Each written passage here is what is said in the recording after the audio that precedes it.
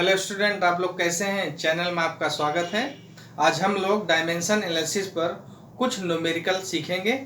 इसके पहले आप लोग यदि चैनल में नए हैं तो आप लाइक, शेयर और सब्सक्राइब करिए। डायमेंशन एनालिसिस पर पहला प्रॉब्लम ले रहे हैं। पहली प्रॉब्लम प्लांक कांस्टेंट के बारे में हम इनका बीमा निकालना सीखेंगे। Dimension formula of Planck constant. अब ये किस पे मिलेगा? E is equal to H nu. मतलब आपको सोचना पड़ेगा कि प्लांक कांस्टेंट किस फार्मूले में मिलेगा। तो E is equal to H new.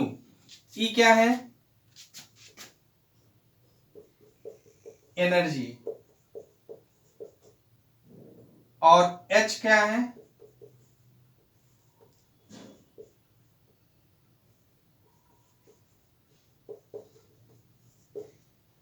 Planck constant. और न्यू क्या है?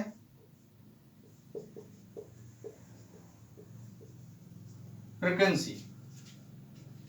एनर्जी का डायमेंशन फार्मूला क्या होता है? M L square T minus two. और फ्रीक्वेंसी का होगा टी माइनस वन।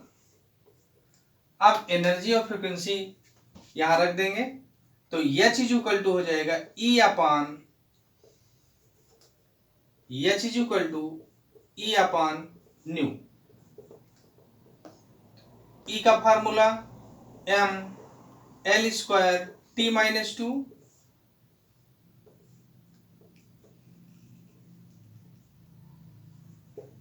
और by T minus one. Frequency का dimension formula M L square T minus two और टी ऊपर जाएगा तो पॉजिटिव हो जाएगा, तो ये हो जाएगा M L square T minus one. तो ये प्लांक कांस्टेंट का फार्मूला होगा।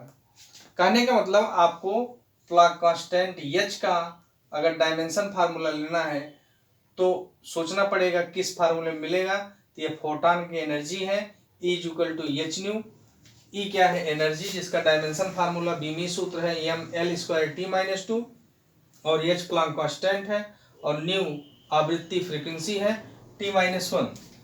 तो E का मान, E का dimension formula M L square T minus two और न्यू टी माइनस वन। तो M L square T minus two और टी ऊपर जाके पॉजिटिव हो जाएगा, तो ये हो जाएगा एम एल स्क्वायर और T T T minus one हो जाएगा। तो H प्लांक कांस्टेंट का डायमेंशन फार्मूला मिल गया। अगला है बोल्ट्जमैन कांस्टेंट। ये कैसे मिलेगा ये भी ध्यान देना है। तो ये काइनेटिक एनर्जी के फार्मूले में मिलता है 3/2 kT।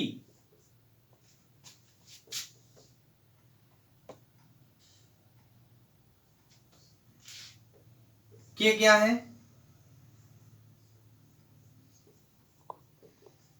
काइनेटिक एनर्जी है। और टी क्या है? टेम्परेचर। तो यहां पर रख देंगे बोल्ट्जमैन कांस्टेंट। के बोल्ट्जमैन कांस्टेंट है तो ये हो जाएगा के बाई टी।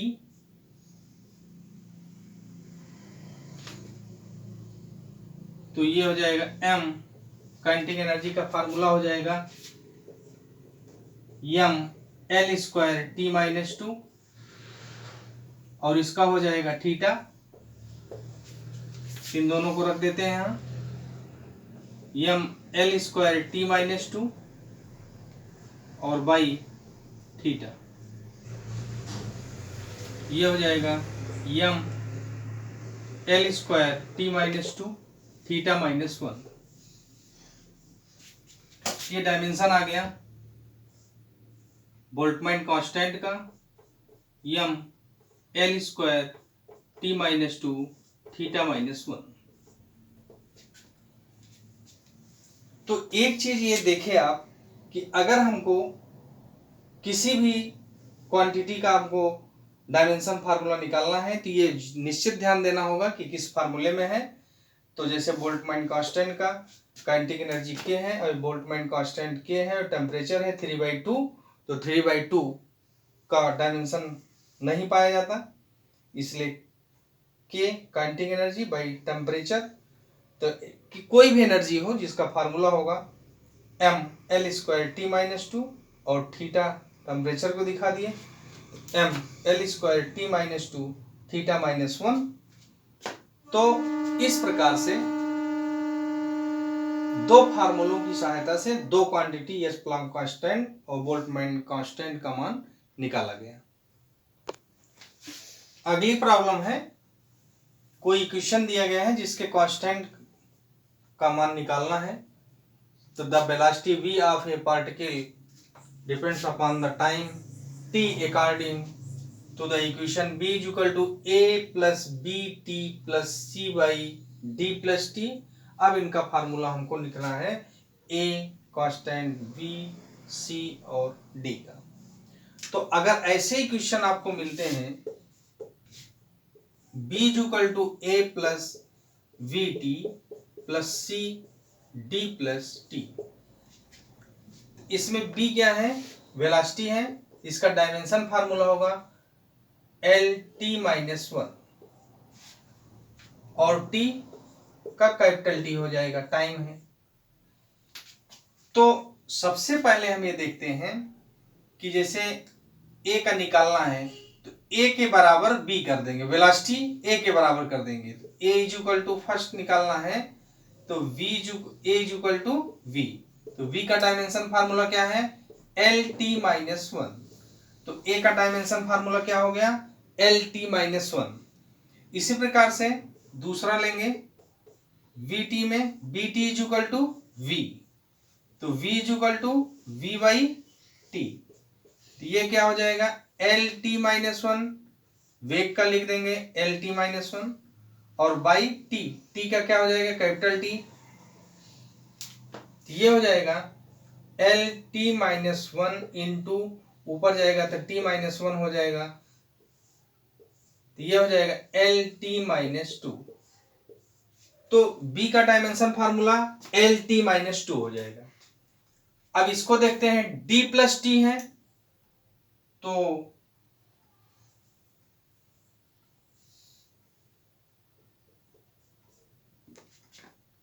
d बराबर t, मतलब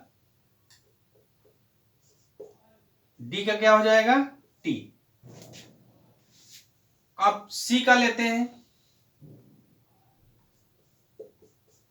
ये हो जाएगा v is equal to C by T. तो c is equal to v into T.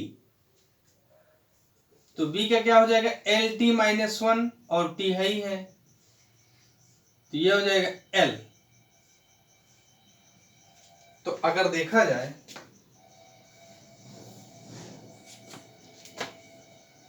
a का आ गया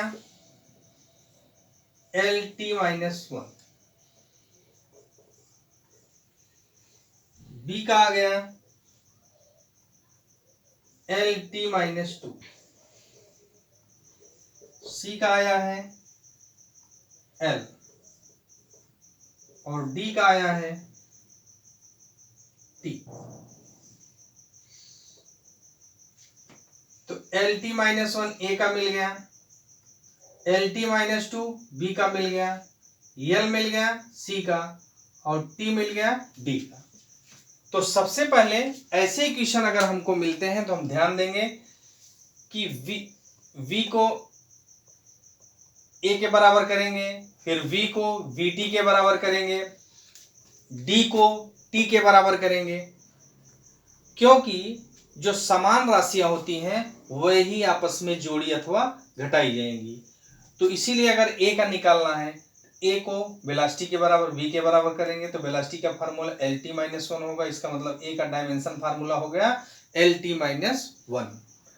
और bt के बराबर v करेंगे तो v निकालेंगे तो b बाई टी हो जाएगा। तो एल टी माइनस 1 वेलोसिटी का लिख देंगे और t का टाइम लिख देंगे, तो टाइम ऊपर जाके माइनस हो जाएगा, तो ये एल टी माइनस 2 हो जाएगा।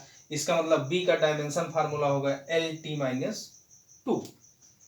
अब इसी प्रकार से d का देखेंगे तो d t में जुड़ा है तो d बराबर t हो जाएगा, t हो गया। और इसी प्रकार से c, तो b is equal to C by T हो जाएगा, क्योंकि d प्लस टी का मान कितना आ गया t, तो ये हो जाएगा L T minus one into T, तो ये हो जाएगा l। इस प्रकार से ए बी सी के dimension, A B C D के डायमेंशन फार्मूले आपको मिल गए। अगर आपको ये लगे कि आप इसको चेक करके गलत लगाए हैं तो उसको कैसे करेंगे, चेक कर लीजिए एक बार।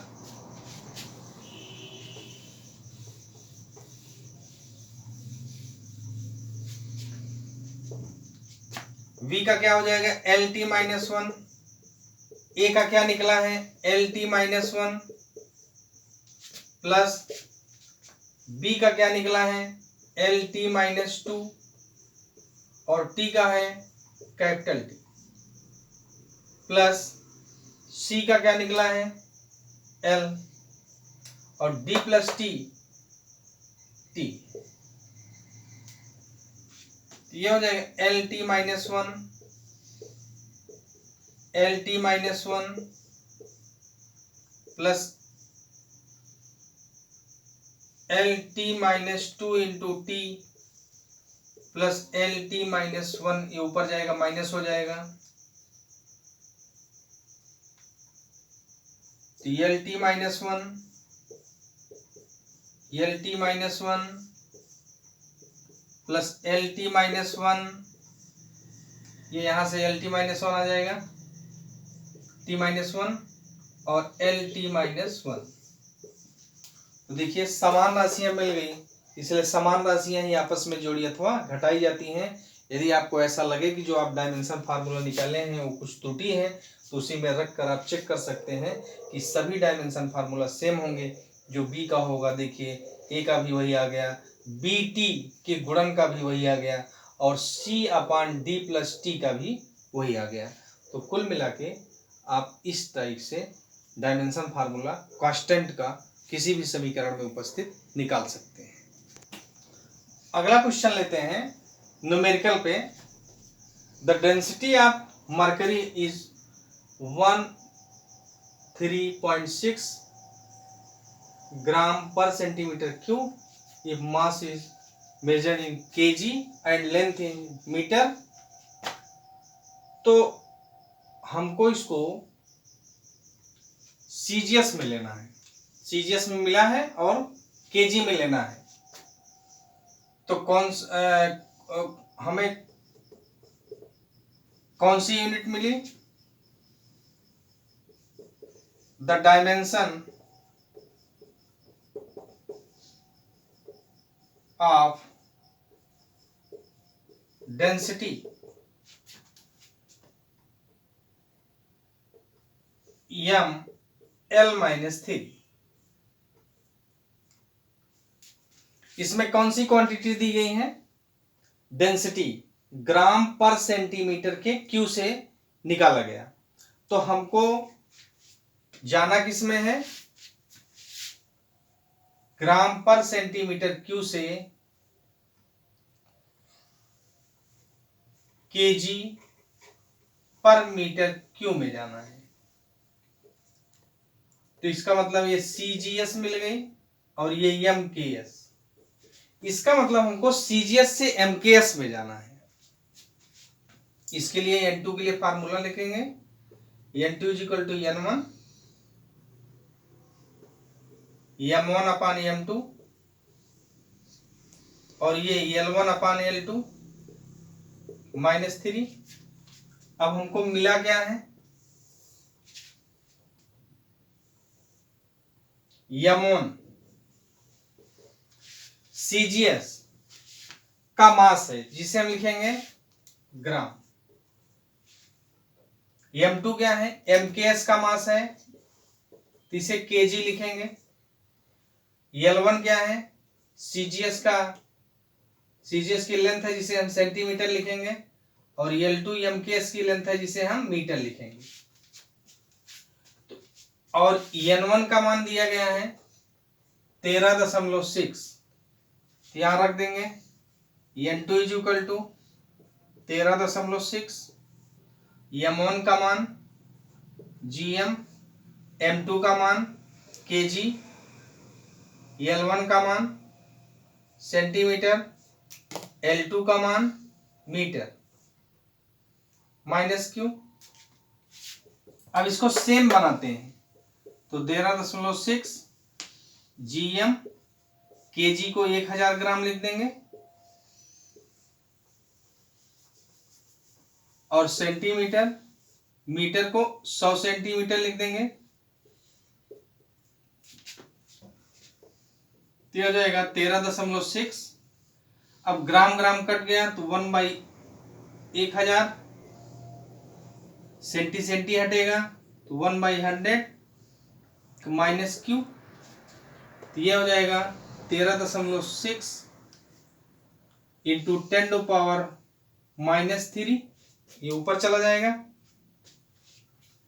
और यह हो जाएगा 1/10⁻²⁻3।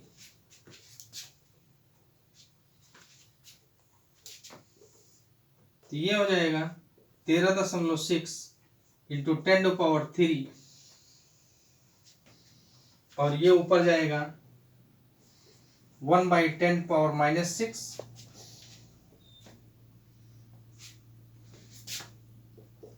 तो 13.6 इंटू 10⁻³ इंटू 10⁻6 पॉजिटिव, इसलिए 13.6 इंटू 10⁻3। यूनिट इसकी क्या लिखी जाएगी? केजी मीटर का क्यूब। तो ये आ गया 13.6 इंटू 10⁻³ केजी मीटर का क्यूब। ये आंसर हुआ।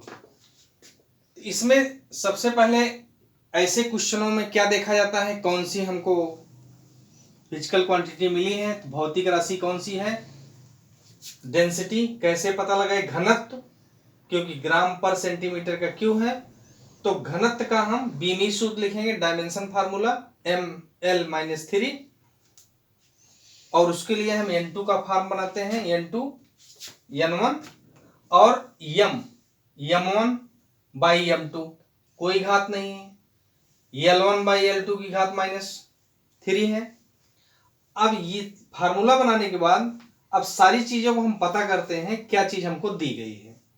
तो m1 CGS का मास है जिसे हम ग्राम लिखेंगे, m2 MKS पद्धति का मास है, द्रव्यमान है, जिसे हम केजी लिखेंगे, L1 CGS मतलब प्रथम पद्धति का सेंटीमीटर, L2 दूसरी पद्धति MKS का क्या है, मीटर है, और n1 का मान 13.6।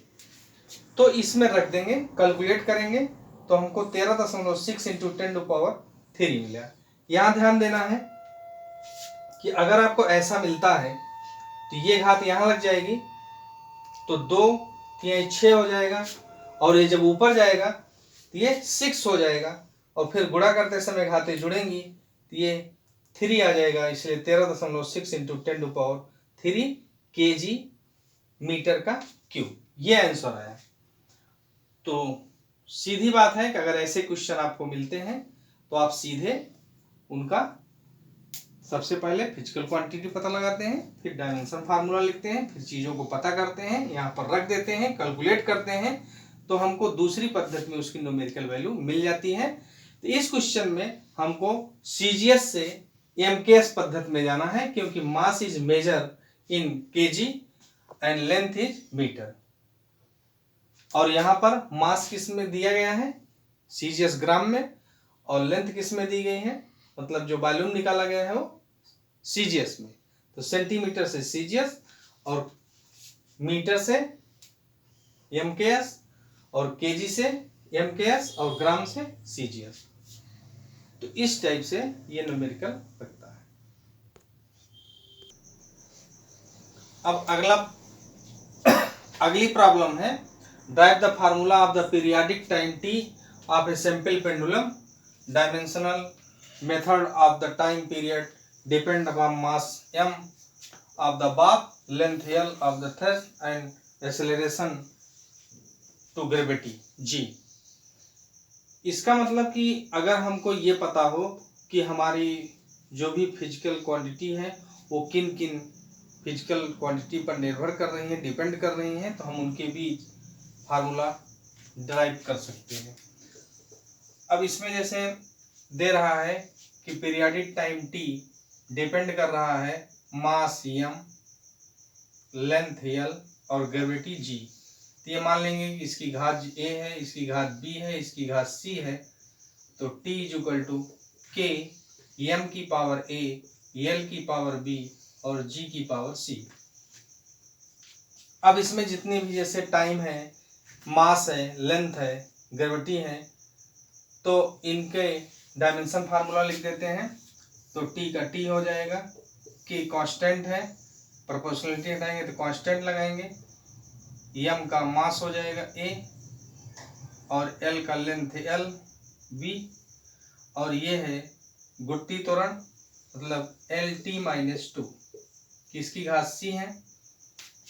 अब t k m की पावर a, l की पावर b और l की पावर c और t की पावर -2c, तो ये हो जाएगा k m की पावर a। अब l b प्लस c हो जाएगा इसकी घात और t -2c। अब इधर m नहीं है तो m की पावर 0 लिख देंगे और l नहीं है तो l की पावर 0 लिख देंगे। अब इसका दोनों तरफ हम बीमा की तुलना कर लेते हैं। तो m की पावर a है, इधर 0 है तो a बराबर 0 आ गया और l की पावर b प्लस c है, इधर 0 है तो ये b plus c is equal to 0 और t की घात यहाँ पर -2c है और इधर 1 है तो 1 कर दिए तो c इज इक्वल टू -1/2। अब यहाँ से b ले लेते हैं तो b plus c is equal to 0, इसलिए b is equal to -c और c की वैल्यू आई है -1/2, ये हो जाएगा v इज इक्वल टू 1/2। अब a का मान 0 आ गया, b की वैल्यू 1/2 आ गई और c -1/2 आ गया, तो इनका मान इसमें रख देते हैं समीकरण 1 में। तो ये हो जाएगा t is equal to k। अब m की पावर क्या है 0 क्योंकि a का मान क्या है 0 और l की पावर b का मान आया है 1/2, तो b के स्थान पे क्या लिख देंगे 1/2 और c का मान -1/2 आया है तो c के स्थान पे क्या रख दिए -1/2। अब t is equal to k, m की पावर 0 नहीं लिखेंगे क्योंकि m की पावर 0 किसी की घात 0 हो जाएगा उसका मान 1 हो जाएगा, ये हो जाएगा l 1/2 और g को नीचे ले देंगे g 1/2, तो ये हो जाएगा k, इसको √l लिख देंगे और ये /g लिख देंगे। तो t is equal to k √l/g और t is equal to 2π √l/g। तो ये रिलेशन मिल गया टाइम पीरियड, लेंथ और ग्रेविटी में, क्योंकि कांस्टेंट है 2π। तो अगर ऐसे न्यूमेरिकल आपको दिए जाते हैं तो सबसे पहले डिपेंडिंग पता करते हैं वो किस पर निर्भर कर रहा है। तो टाइम पीरियड किस पर निर्भर कर रहा है, मास m पर और लेंथ l पर और एक्सेलरेशन गुट्टी त्वरण g पर। तो time depend to m l g, इनकी घात मान लेते हैं m की पावर a, l की पावर b और g की पावर c। अब प्रोपोर्शनलिटी हटाते हैं तो कांस्टेंट ले लेते हैं, तो t is equal to k m की पावर a, l की पावर b और g की पावर c। इक्वेशन फर्स्ट हो गया। अब इनके बीमी सूत्र लिखते हैं, तो t का यही हो जाएगा, k कांस्टेंट है, m कैपिटल M लिख देंगे, l का l हो जाएगा लेंथ है और g का हो जाएगा LT-2। अब इन्हें कैलकुलेट कर लेते हैं और यहाँ ध्यान दीजिए कि m यहाँ है l यहाँ है, तो m इधर नहीं तो इसकी पावर 0 लिख देंगे क्योंकि हमको कंपेयर करना है दोनों तरफ का डायमेंशन बीमाओं का कैलकुलेशन करना है।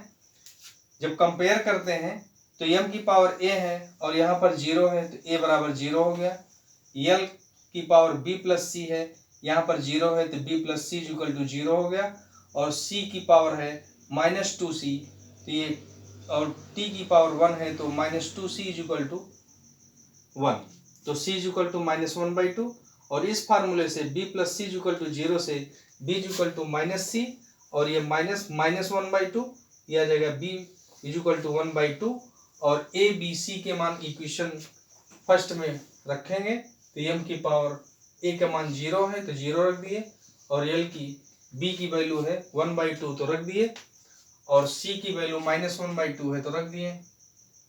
एक चीज यहाँ देखिए कि अगर x की पावर 1/2 है तो इसे हम लिख सकते हैं √x, लेकिन अगर x की पावर -1/2 है तो इसे हम लिख सकते हैं 1/x की घात 1/2, और इसे लिख सकते हैं 1/√2।